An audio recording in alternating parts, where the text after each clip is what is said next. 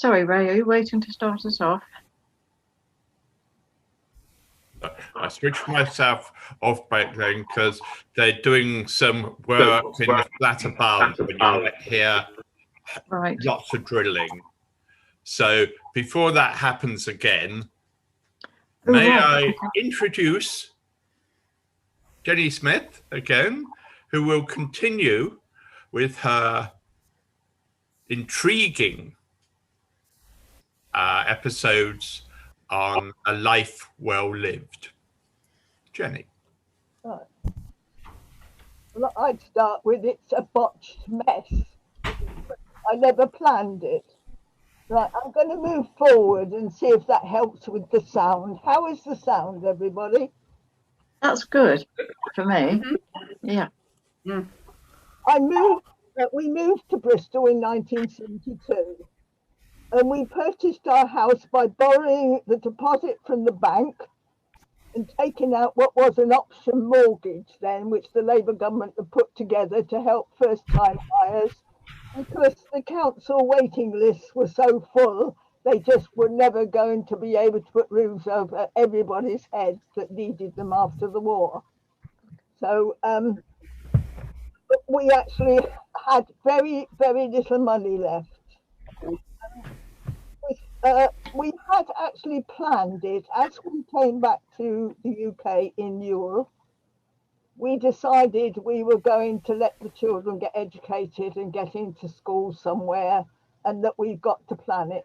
So while my husband was in Yule, he went out to Germany on an operation and came across someone burning lots of chairs. So he put 20 in the back of his lorry and brought them back to Yule. 12 went into the mess and 8 went to our house. And then the most beautiful chairs that were made by Germans after the war to give them a job to do. It was part of picking up the economy and helping them back on their feet. My husband's put carved leather seats on them now. We bought a table for £6 that the woman thought was cracked. And we said there should be a handle. It opened up. And my husband then made the middle bit that was missing. So we had a table that was big enough to take 6 of us round. The carpet we made with bits of offcuts from Wilton. Carpet place, turned them into 2 or 3 foot squares and put them into a pattern, turned them upside down and glued them all together. So that was the dining room carpet. And such was life that we really, well, the children got very used to marrowbone soup because it was the cheapest we could get the food for meat. And I started growing things in the back garden vegetable patch, so that we started to be self-sufficient wherever we could. I started to, 2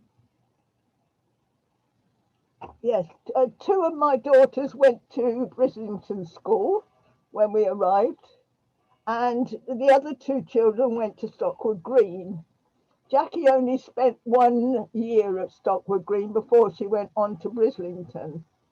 But I was so concerned about our son, who wasn't learning to read and write properly, that I moved him to Waycroft. And he always says he learnt to read and write in Waycroft. They were a lot better school and he was getting educated.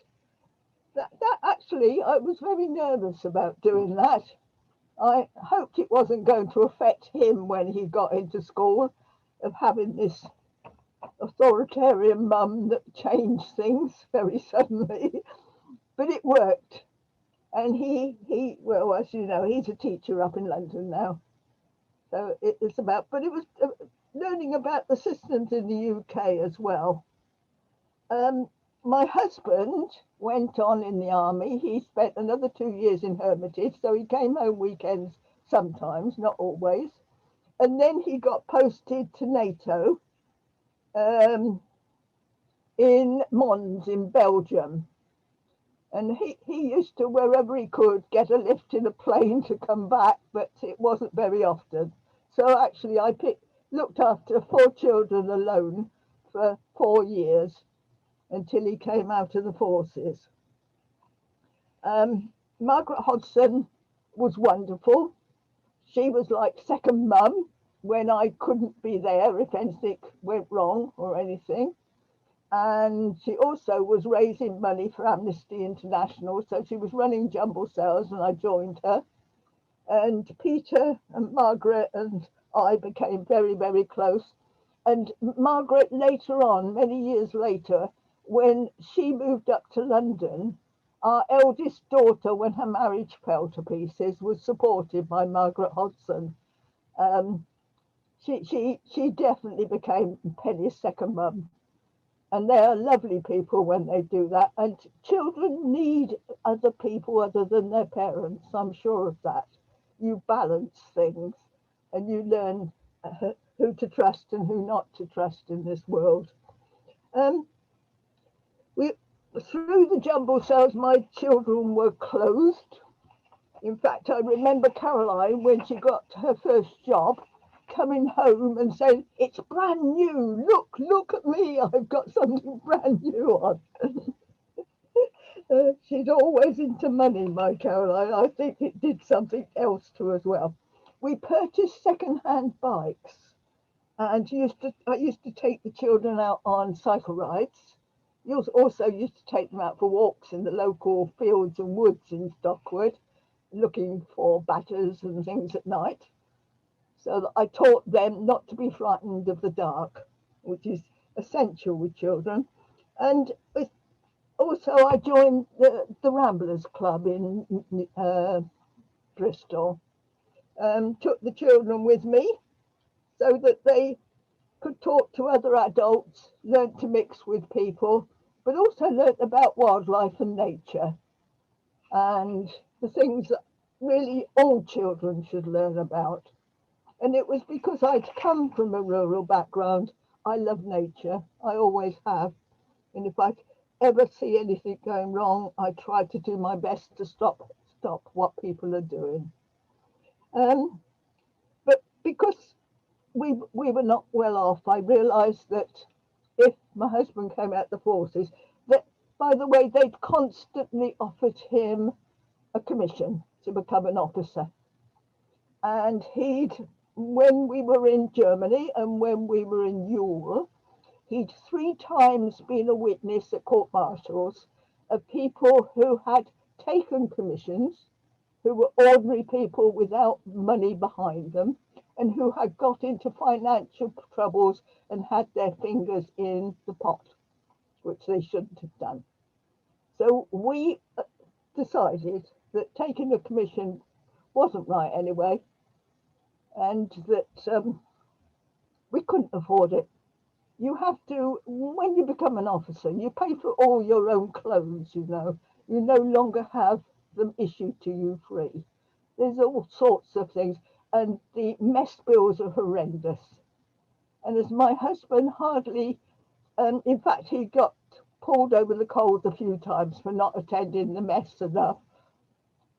So he ended up cutting the grass and laying out the miniature golfs thing outside the mess so that they couldn't say he wasn't around the mess any time, because he didn't hold up the bar like some of the others. It was our way of finding our way around a system. And it is a system. You're drawn into it. And if you don't, you're seen as odd. And we were always, the Smiths were different. But we were just trying to live a different life that met the principles that both of us have been brought up to. So I went back almost immediately. I joined up in 1973 at Bristol South Tech and took 2 more O-levels. You see, I was planning, I got to have education if I was going to get work.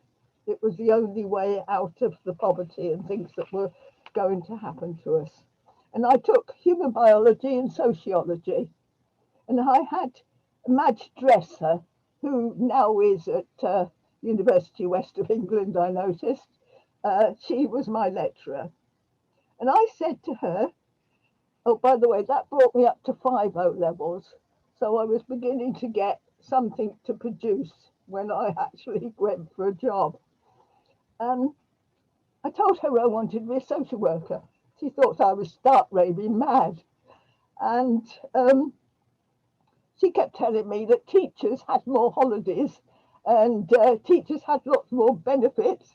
And why didn't I think about being a teacher?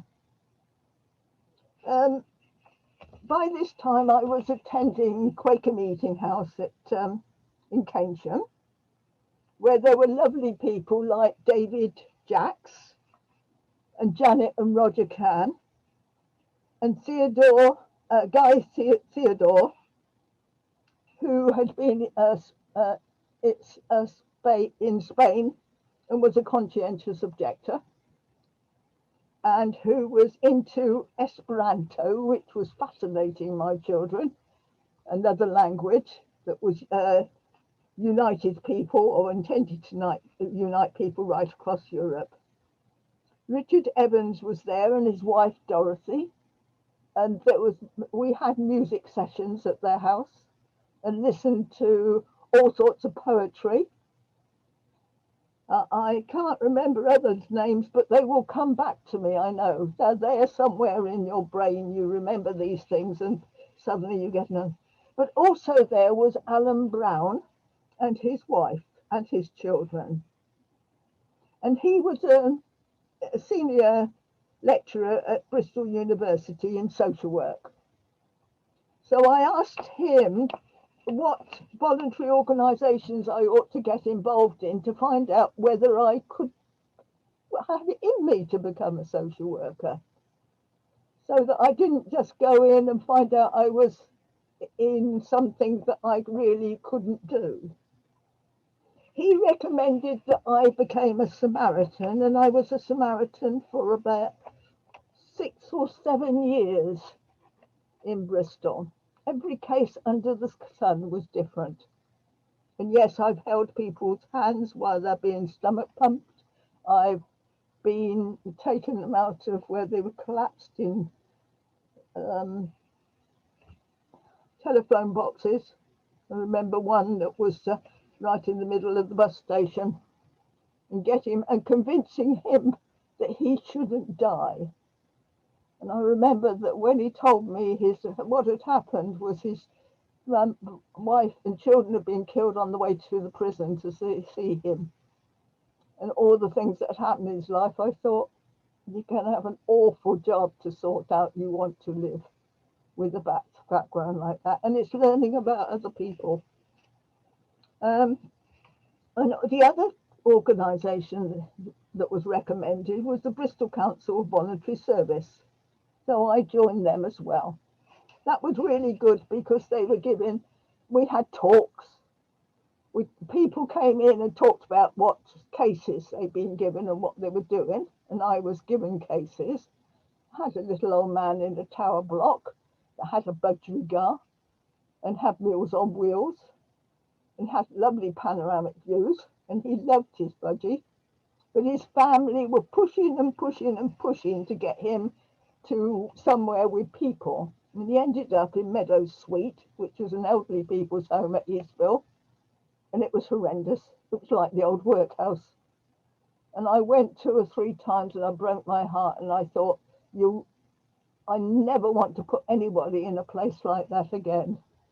And I told Bill Graves when he was leader of Avon County Council, can I bulldoze it flat, please? Because it was bed upon bed upon bed with just a curtain in between. And at night, you could hear the moans of each other. He was telling me about it. And his budgie had gone. And his budgie had been his only mate. So I learnt that whatever you do as a social worker or when you're helping people, for goodness sake, think about what the implications are if you actually change things for them. And there was a woman that was mentally ill that had a lobotomy just after I left her. I was learning. I was learning all sorts of things. And the Samaritans were teaching me an awful lot. And I made a lot of friends. Learnt about the legal systems and what happens. Also learnt about some of the peculiarities of sexual behaviour, especially when they think that you're a nice person on the other end of the line and they can say anything they like to. And they did. But it was how you handled it. And you learned to handle it, to hold it back a bit and calm it down. And I mean, they were really nice to me when I was a Samaritan. Somebody actually said, when Jenny comes on, it's like having two people here, not one. And it was because of, you know, the fact that I was so keen to help as much as I possibly could. And we did talk through cases, and we did again have training. And I remember in those days, somebody called Davy was in charge. He's not there now, but he was a lovely human being. Taught us an awful lot.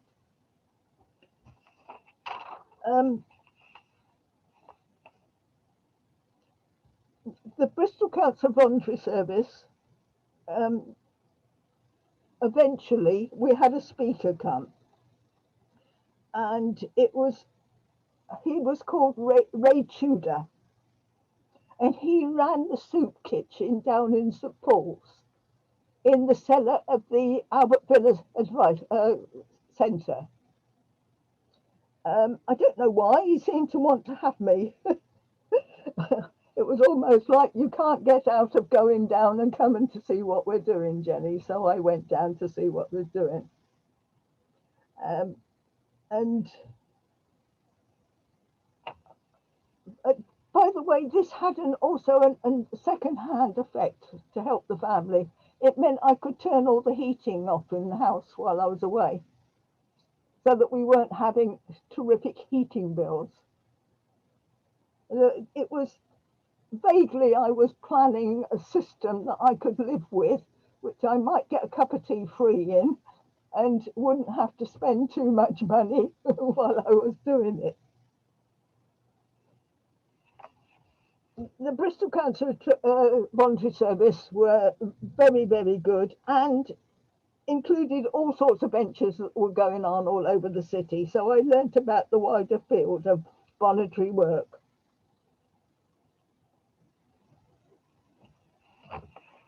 By the way, one of the things they did was say to me, we gather you're a member of the Labour Party. And I said, yes, just a card-carrying member of the Labour Party. And they said, we're having terrible trouble with the Labour Party not funding voluntary groups in any way whatsoever. And getting money out of them is really hard. I wonder whether you could get onto the Bristol District Labour Party. And I thought, well, I have no idea what that is. So I started going to Labour Party meetings and saying yes to positions, thinking I don't know where I'm going, but I'm going into the middle of this lot. And I got there. If you think councillors in the past were well behaved, no, they weren't, not at all. But then some of us might not have been to today's standards.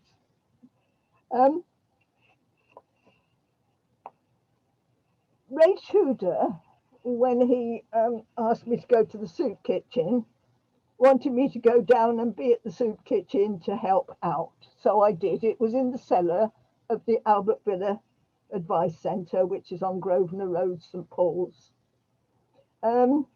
He also had two houses that he'd managed to talk people with money in the city into actually providing the funding for. One was in St Paul's and the other one was in Totterdown. It was where they were trying to rehabilitate people off the streets, to get them into a more normal life, to give them a bed at night so they weren't on the streets. However, the soup kitchen itself, although it was providing just food, it was also helping them find clothing. And I learned an awful lot of the knowledge of squatters and homeless people, the language. I needed that in later years when I worked for shelter. Um, People don't realise that groups, travellers, any group on the edge of society works out its own language so that it can actually talk to each other. And so I picked up the language of squatters, about skiffers and things. I also learnt that the housing that they went into was some of the most appalling, because it was on the where the new flats are now on Grosvenor Road and in that area. It had been bombed during the war.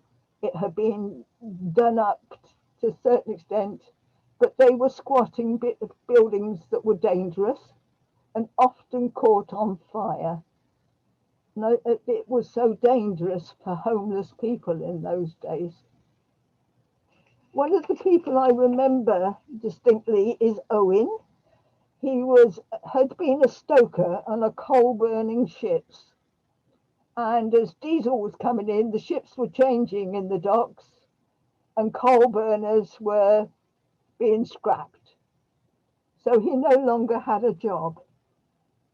He used to walk in with odd bits of things to sell us. In those days, if you were homeless, one of the things that they did was walk through what was Lewis's next to it, nick something, and then you had something to sell to be able to get some food or get a bed for the night if it was a good thing. If you couldn't pick anything up, then you walked through Marks and Spencer's or Woolworths and did the same thing. So they were stealing little bits, often things that I wouldn't have thought were valuable, but people were actually buying them from. And if you got caught, then you got a night in the cell, you got a wash, you got food and a meal. And it was one way of actually having a bit of a rest for a few days before they were thrown back on the streets. Didn't get them anywhere, really, did it?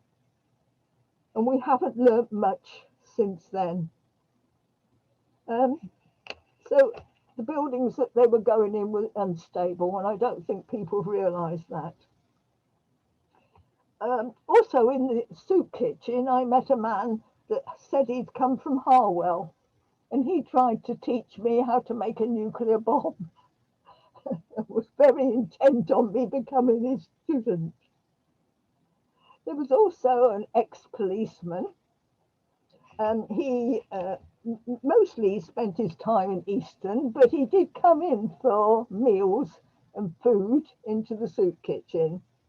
And he couldn't stop stopping traffic and telling traffic where to go.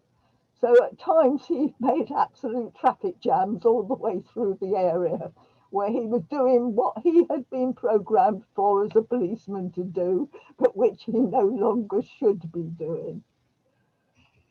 So I was learning about people, lovely people in a way. Even the people that are rogues have something in them that is a spark. And you think, what a shame, someone should have got hold of this at a very young age and got them doing something very positive for the rest of their life, but it wasn't there. I ended up being asked to go and help upstairs as well. So I went upstairs. They were running,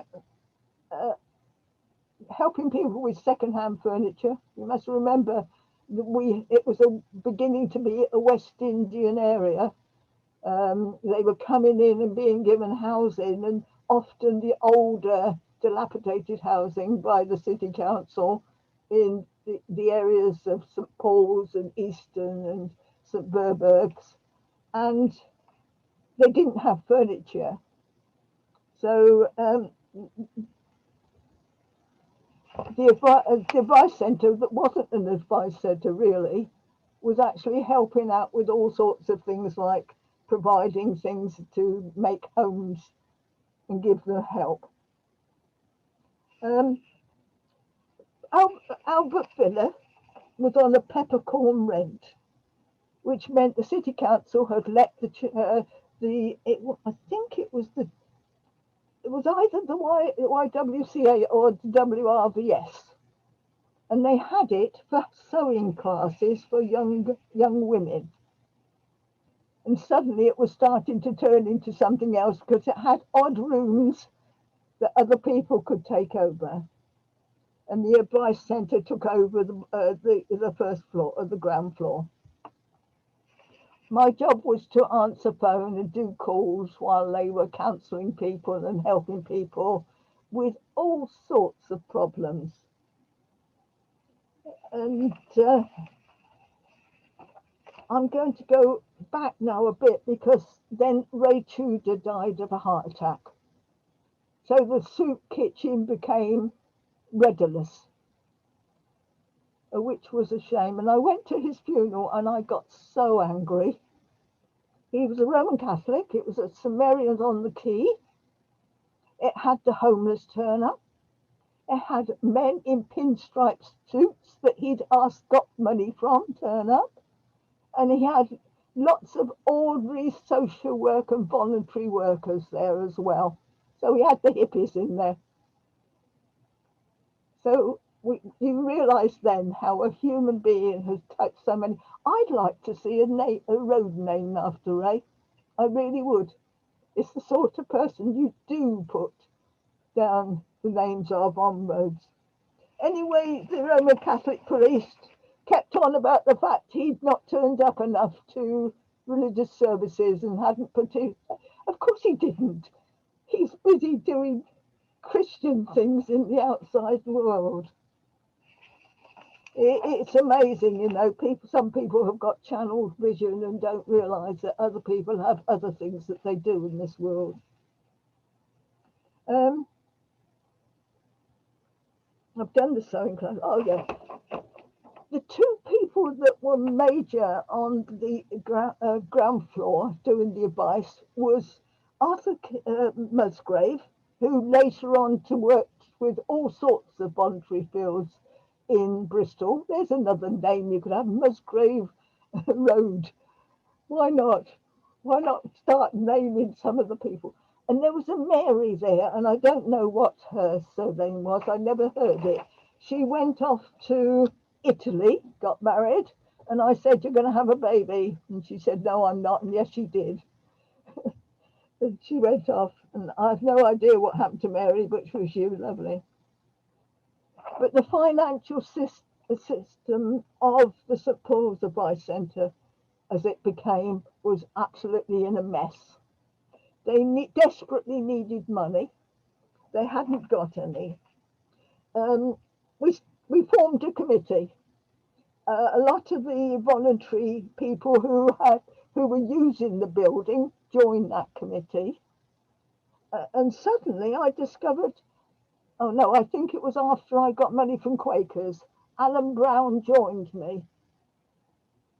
So they had two Quakers on the committee.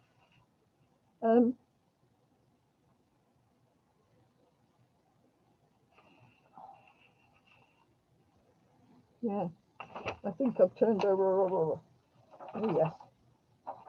Right. So I took an appeal to the Central Meeting of Society of Friends.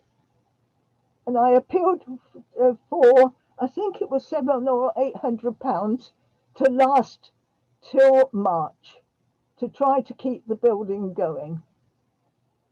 And then started to learn how to apply and who to apply to for money. I wrote to all the Bristol MPs. Arthur Palmer was MP then for Bristol North East, which was the constituency it was in. There was different boundary lines in those days. And I have seen those letters. I put them all in the archives. I'm amazed at myself. I went to the European Commissioners. I lobbied somebody, Blackman, who was Labour Party in London who was tied up with that sort of funding. I must have been a blast nuisance, a real nuisance. And suddenly we got European funding. It came through.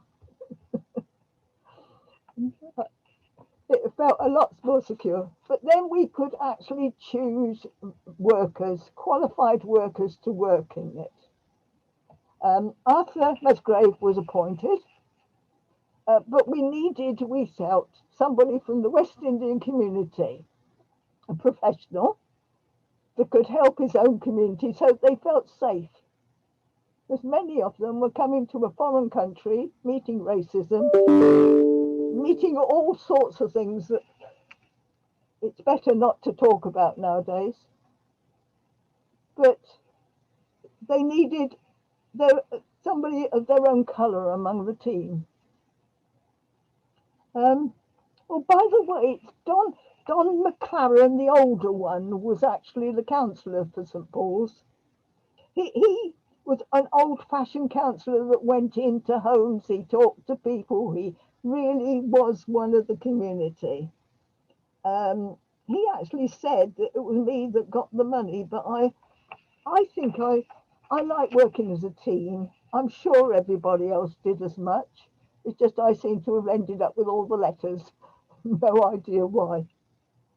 Alan Brown was attending at the same time, so he was attending. I think he came in after we got the Quaker money, and it was probably the Friends just making sure that their money was being used properly, as we willed.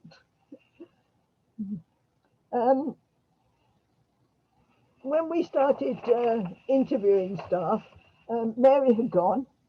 We appointed Francis Solandi, who was a Rastafarian, came from London, had been fully trained as an advice worker.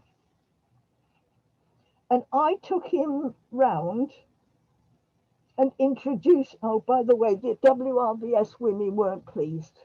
They came out of the interview after, and I know Alan voted as I did to give St Paul a West Indian, but they weren't happy. And he'd evidently run off with somebody they knew's girlfriend in London, which I didn't think was relevant at the time. I took Francis Solandi around Bristol and introduced him to other voluntary groups. And as we were getting off a bus to go to see the Samaritans, so he knew where they were and what they did, because I was explaining all the way through the city where people were. So he was picking up my knowledge that I had acquired by being part of the system. He got spat at, or we both got spat at, and I was absolutely appalled. But then I think I needed to know that. And he said, it's all right, it often happens. No, it shouldn't. We're all made by God, we're all very precious, and nobody should do that.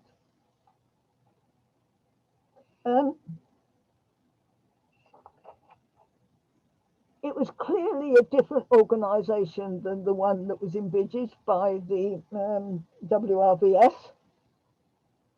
But I think it turned into the organisation that area needed. So I'm going to tell you some of the things that most people don't know. It wasn't only about advice. In those days, homosexuality was illegal. We had the phone line upstairs for homosexuals to talk to people, to actually be able to reach out to each other to support them in the way they were born, which was different. And if the establishment had known, they would probably have shut down the St Paul's Advice Centre, but it was there for them. During the riots, I went down, and because I knew so much about St Paul's, I knew that the bank opposite was actually where the working girls were putting their money. And suddenly the bank started to tell inland revenue about it. I don't think many of them earned very much, but it really upset them. And one of the reasons that their place, the Lloyds Bank, was attacked was actually because of the way they treated some of the people in the community and changed their. They had a wonderful team that had worked well with the community, first of all.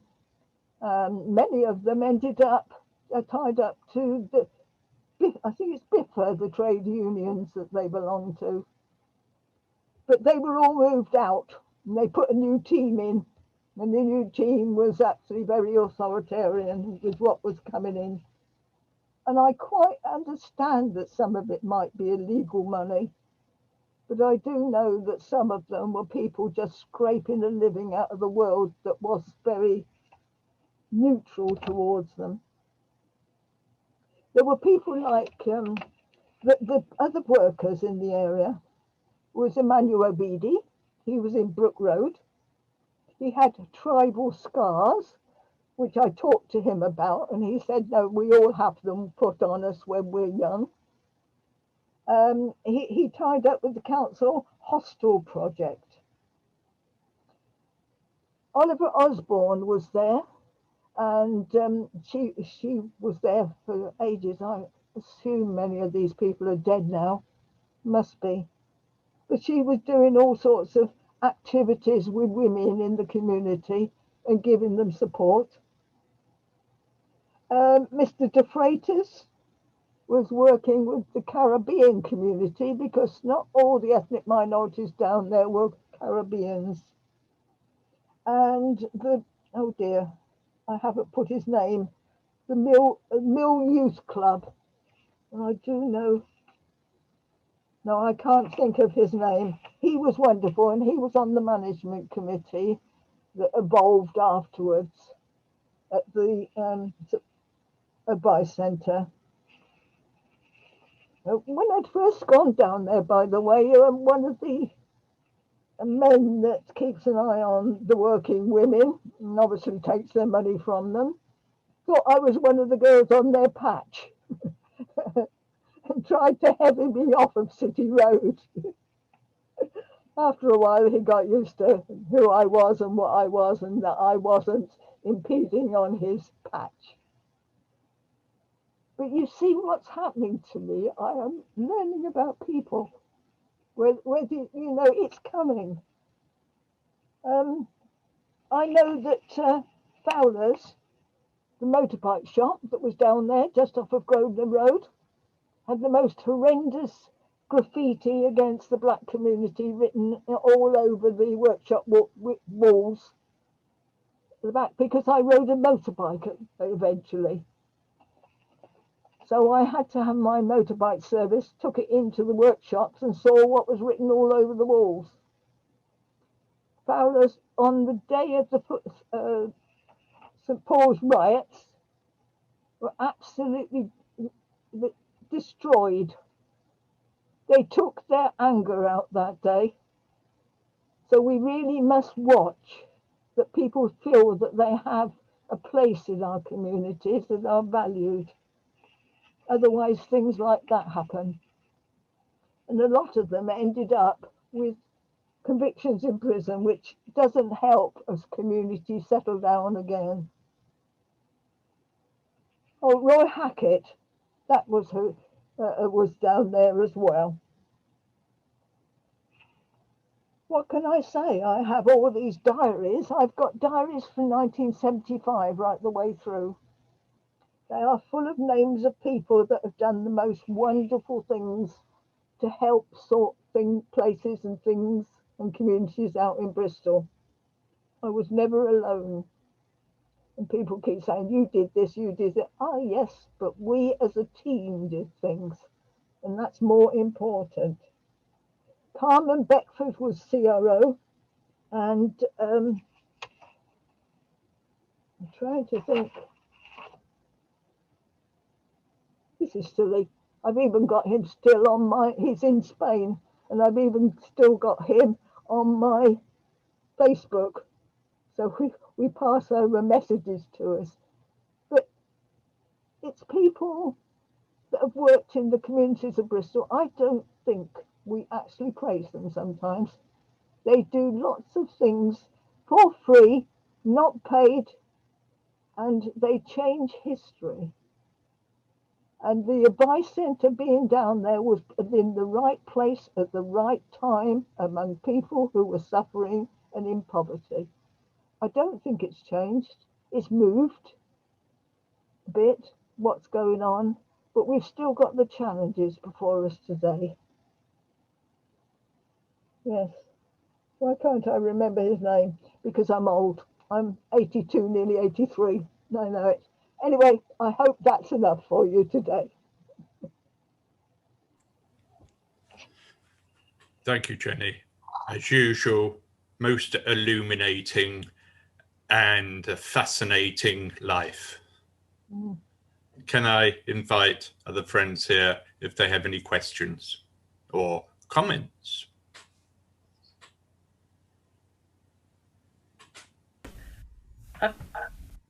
Carry on, Hattie.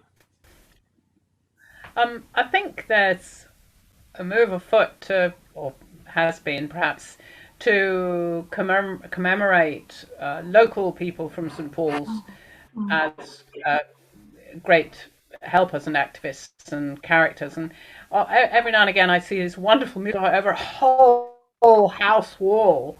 I don't know who they are, but they're clearly characters. Yeah. Perhaps their names should be bigger and I can look them up.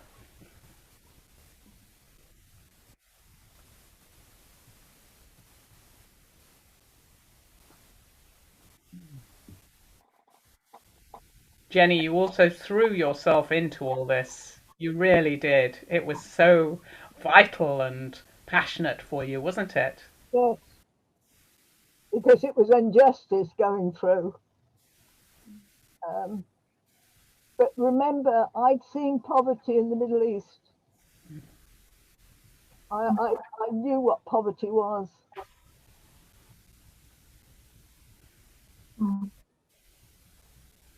I think we've got a challenge now. We've got youngsters growing up in poverty now. We've got to be able to get there to them, help them, clothe them properly, feed them properly, and educate them properly.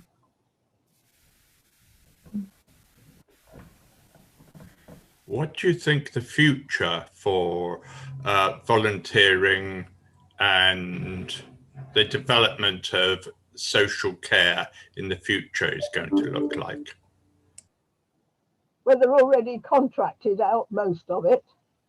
When I fought like mad when I was cabinet member of social services to try to keep home helps and home care system in the system. But in the end, it had to go because we couldn't get recruits. And certainly in North Bristol, they could get better money being paid by the big shopping complex just over the border outside the city than we could ever pay for home care. It's about valuing people, I think, and giving them a decent wage. I understand people not wanting to do certain work because you don't get paid properly. When I went to the shelter, my husband got himself into trouble with one of the customers over a rocking horse. And we had to go to a solicitor and he checked our finance. He said, you should be on benefit and you're working for shelter. He said, you're not bringing enough income between the two of you into this home that's properly. So I was even poor even when I worked. So I think we look at how we manage the finances for some of the charities.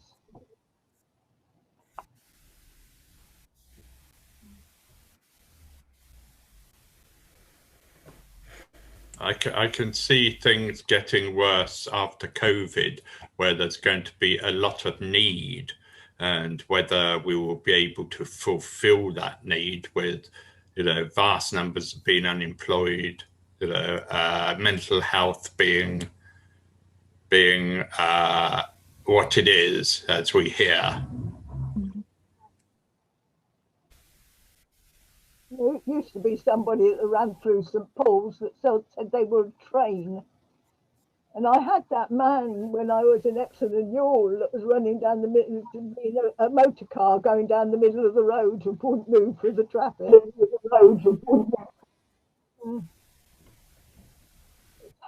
It's how we have got to learn that a lot more life skills got to be trained as well. And I was being taught life skills by somebody speaking.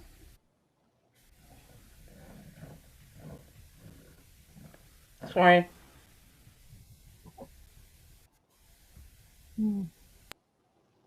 Hattie, the secret biscuit crumper. Luckily, it's apple. I live on these. You are. I've got a perpetual sore throat.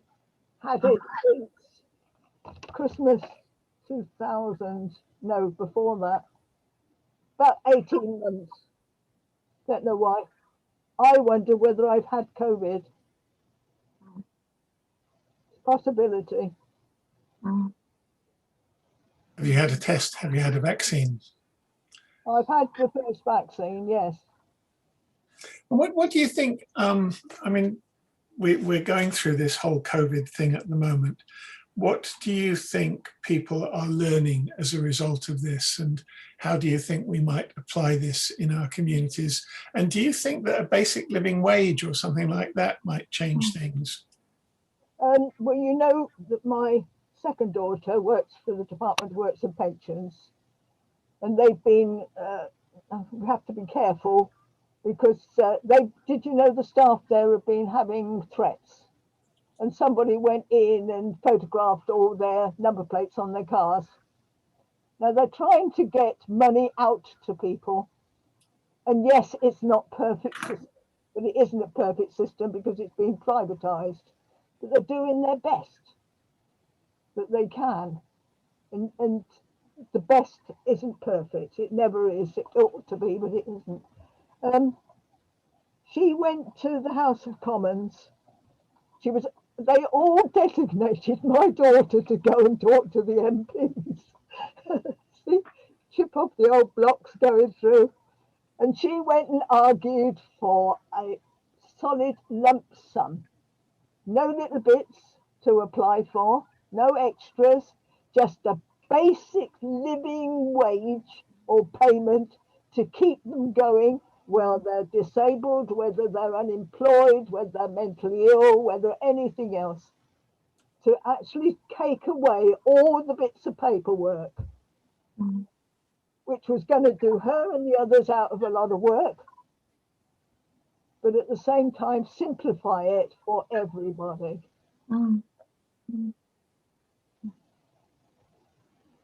Don't tell what she does, for God's sake. Very, very strange having get-togethers in our family. It pours out from all over them. And people used to say, "How do you know that, Jenny?" And I thought, I listen to what my children are saying. Healthy, like I know what's happening in education in London. From the first thing you were saying about your husband finding furniture in Germany, I happened to meet this wonderful old man, Karl Kubel, who had owned Germany's largest furniture factory before World War II. And so after World War II, he had the biggest collection of ex-furniture makers without anywhere to live. And he set them all on building homes for each other because they'd all been bombed out. And it took him some years to figure out that he'd designed a social enterprise that didn't need a bombed out furniture factory to start with, that you could get groups of people together and have them build homes for each other. And he started a housing development group based on that idea called DFH Siedlungsbau, settlement builders. So, that's I believe that business is still going strong, and it's preferred by councils that people do get together to build their own housing, because you create community before you even move in.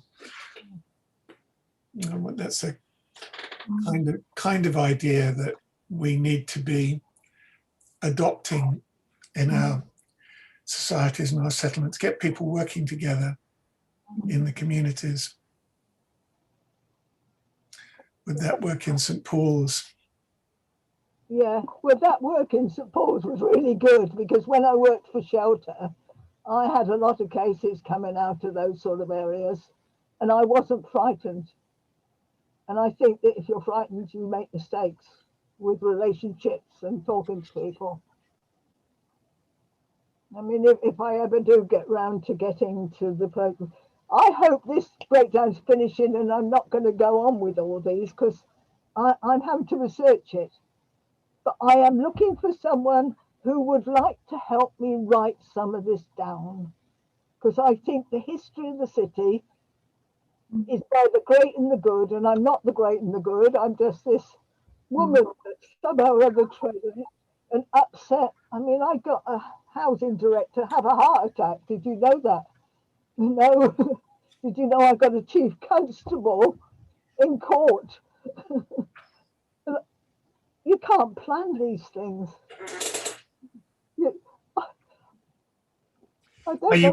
Are you working in with MShed or something like that? And are there other people who you think their histories should be being recorded, maybe in this way as a starter? Yeah, I did go into MShed and made a formal complaint. They had not got the Hindus' temple or who founded it on the wall, and I walked back into them, all the paperwork to prove it, because I was there as an honorary guest at the day that they opened the Hindu temple in St. George. I took my son with me. He will tell you about it if you ask him. Yeah, no, Mr. Joshi and Mr. Sannyasi did that. You made me language organizer, remember? I set up an English as a language, the second language scheme. I had to get to know the various, you should see the book. I've got names, reams of them. This will have to go into the archives, and one day someone will do research, and even I can't remember who they all are. But people working together actually does change things.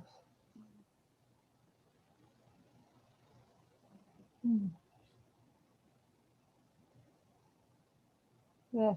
Of course, there's the radical British Bristol history group, which are also interested in these type of things.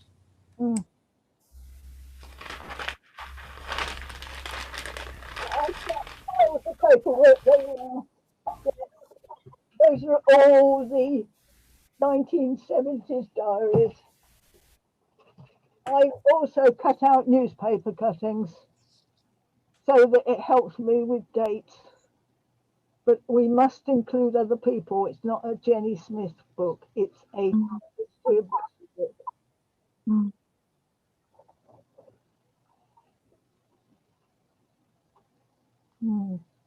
Jenny? Yes? What do you feel? I mean, I know you've said about injustice. I was going to say, what do you feel motivated you to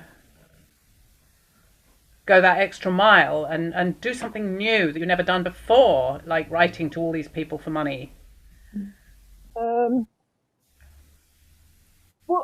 my mother was parish district parish councillor, you know.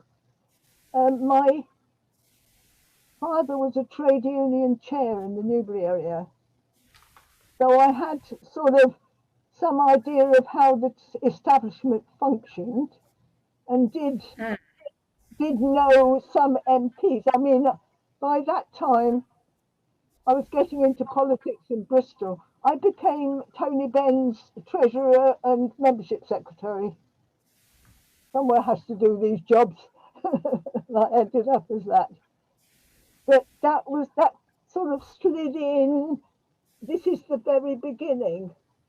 And this is because the Bristol Council of Social Services asked me to go and become political and find out if I could help voluntary groups get money.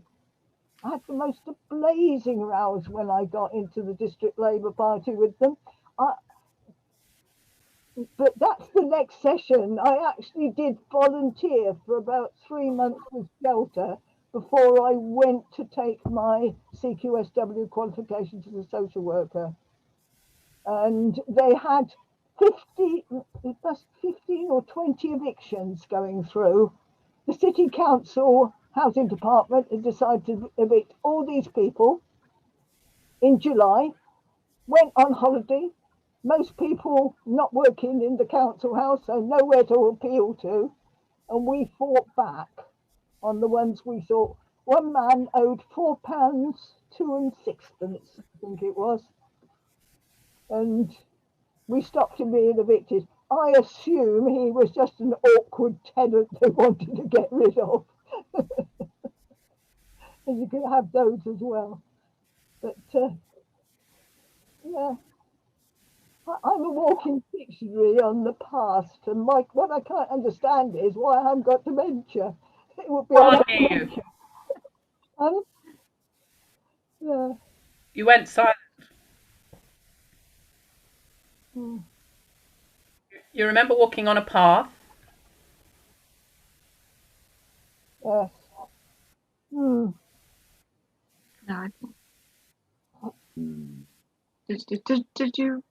Did you miss a bit there, Hattie, or was it my hearing?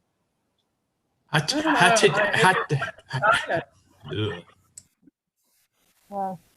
Can't hear it. It all sounds too much. It's all clashing at the same time. Can I say I've had fun as well? I've had moments that were unbelievable, and I think you mustn't laugh. You really mustn't laugh, but this is funny. If you put this in a comic book, no one will believe it ever happened.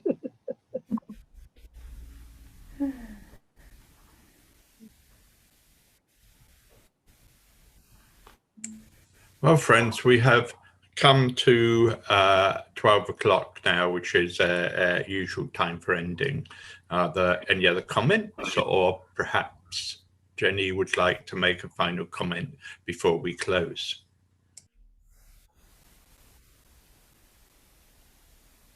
I'd just like to thank Jenny. It's so interesting. I mean, it's just riveting. It'll be brilliant if we can get something in the end published for future generations. You know, whether we do it in the traditional way of a published volume, or whether it's a collection of archives, as long as there's something there, so people get the wonderful picture that we're getting listening. Well, I'd rather get the front bedroom. My front bedroom has boxes all over the bed, and it's the archives. And I'm sifting through and throwing things away, and what do I do with them?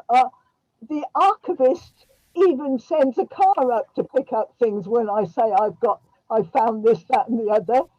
And he keeps saying, this is amazing what you're producing, because I kept history, and I kept it because when you're working in that field, you're very vulnerable to people telling stories about you that aren't true.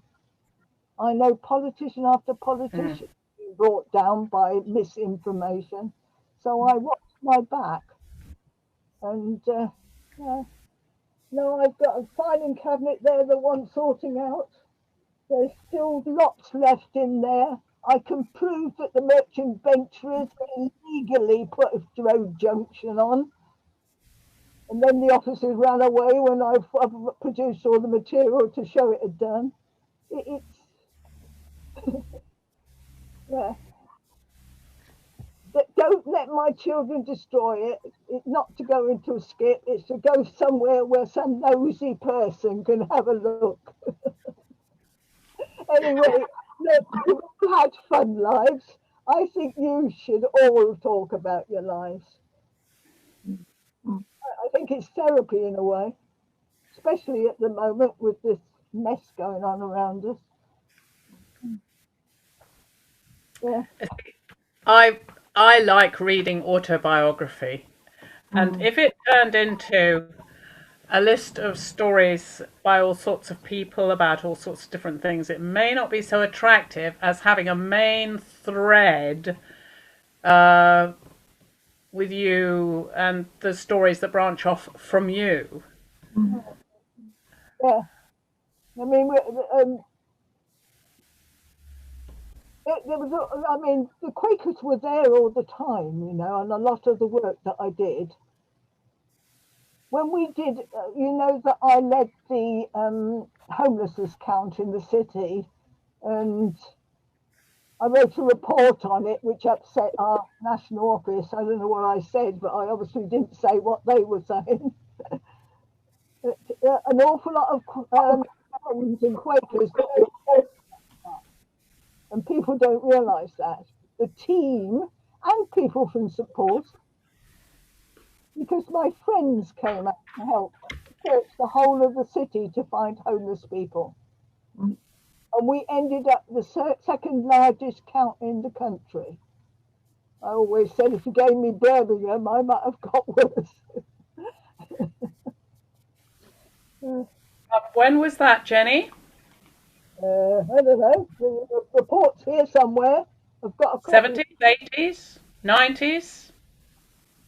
80s, must have 80s. probably 80s into 90s, just into, yeah. Yeah. And did it become a national thing? It was done right across the country. It was under, so all local authorities did it, but the highest was London and the second highest was Bristol. And then they changed the criteria.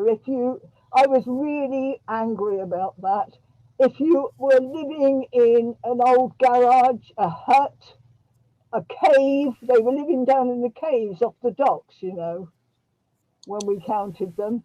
They said they didn't count because they had a roof over their head. I think it's what sort of roof that counts. Okay. Thank you, friends. May I ask Comptroller in the guise of the Christopher Denham to turn you off. turn us all off.